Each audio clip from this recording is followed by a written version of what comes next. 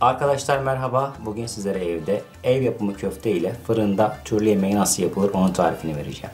Tarifimize geçmeden önce kanalımıza abone olmayı, videolarımızı beğenip paylaşmayı unutmayalım. Tarifimiz için gerekli olan malzemelerimiz şunlardır. 8 adet ev yapımı köfte, 1 çay bardağının bir parmak eksik zeytinyağı, isterseniz sıvı yağlardan herhangi bir tanesini kullanabilirsiniz. 2 tatlı kaşığı acı toz biber, isteğe bağlı, biz bunu tercih ettik. 1,5 tatlı kaşığı tuz, 1,5 yemek kaşığı biber salçası, yarım yemek kaşığı domates salçası, 4 adet patlıcan, 4 adet kabak, 5 adet yeşil biber, 4 adet kuru soğan, 3 adet domates, 4 adet patates ve son olarak da bir diş sarımsak kullanacağız. Şimdi yapacağımız işlemleri sırayla şöyle söyleyecek olursak, ilk olarak zeytinyağımızın içerisine salçamızı koyacağız. Genişçe bir kapta eriteceğiz. Daha sonra ise diğer malzemelerimizi doğradıkça üzerine ekleyeceğiz. Şimdi ilk olarak elimizin altını boşaltalım. İşlemlerimize başlayalım. İlk olarak şöyle genişçe kabımızın içerisine zeytinyağımızı döküyoruz. Daha sonra biber ve domates salçamızı bunun içerisine koyup eriteceğiz. Şu şekilde karıştırarak. Salçamızı zeytinyağımızın içerisine erittik. Tuz ve biber ekliyoruz. Şimdi salçamızın içerisine karıştırıyoruz. Salçamızın içerisine tuz ve acı toz biberimizi ekledik. Karışımımızı hazırladık. Şimdi bu karışımımızı kenara alacağız. Şimdi diğer sebzelerimizi doğrayarak bunun içerisine ekleyeceğiz, karıştıracağız. Şimdi onu kenara alalım. Sebzelerimize ilk olarak patlıcanı doğrayacağım. Patlıcanlarımızı çok küçültmeyeceğim. Şöyle göstereyim. Bu ince olduğu için bu şekilde. Bu kalınlıkta doğrayacağım. Şöyle de göstereyim. Şimdi ben şu gerisini doğrayayım. Patlıcanları doğrama işlemi bitti. Şimdi patlıcanları karıştırma kabımın içerisine alıyorum. Şimdi sıra geldi kabaklarıma. Kabağımı da aynı şekilde doğrayacağım. Kabağımı patlıcana göre birazcık daha ince doğrayacağım. Onu şöyle göstereyim. Bakın bu şekilde doğrayacağım.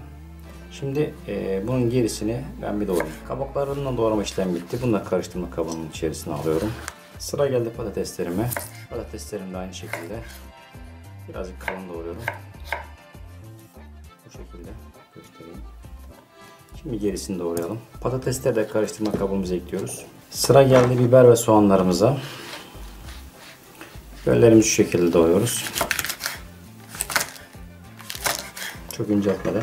Biberlerimizi doğrama işlemi bitti. Şimdi soğanda.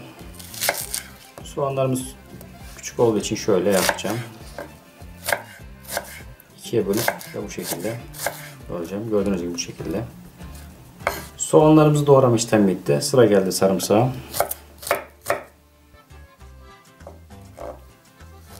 Sarımsaklarımızı bu şekilde doğruyoruz.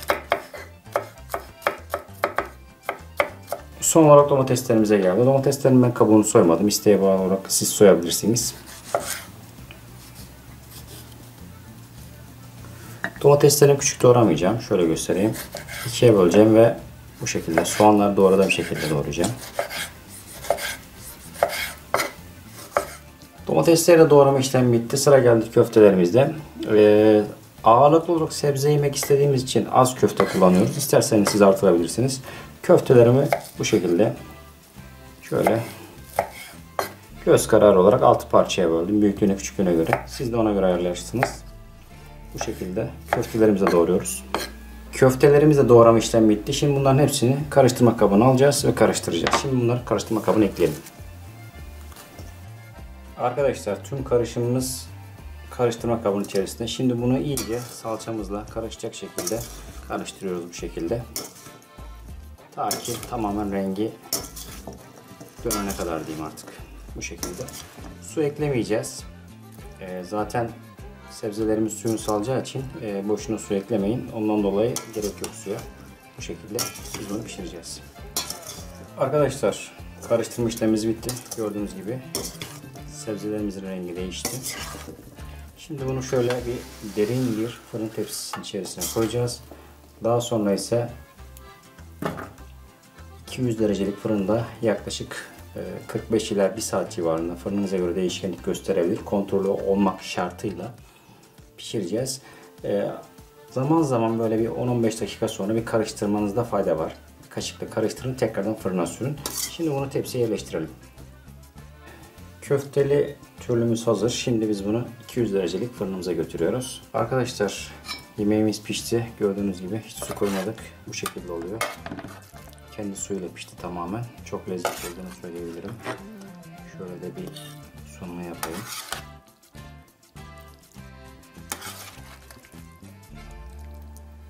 Bu şekilde gözükmekte. Afiyet olsun. Yeni videolarda görüşmek üzere. Hoşça kalın.